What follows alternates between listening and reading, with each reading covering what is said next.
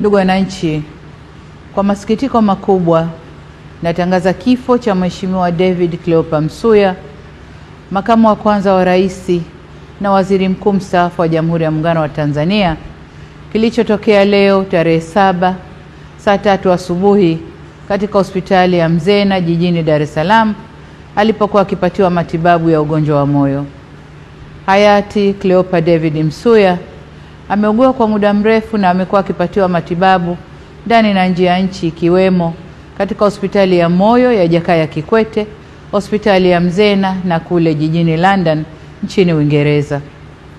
Natoa pole kwa familia, ndugu, jamaa, marafiki na Watanzania wote kwa msiba huo mkubwa kwa taifa. Aidha, ninatangaza siku 7 za maombolezo ambapo bendera zitapepea nusu mlingoti kuanzia tarehe 7 hadi tarehe 13 mwezi huu wa 5. Taarifa zaidi kuhusu msiba huu zitaendelea kutolewa na serikali. Poleni sana Watanzania.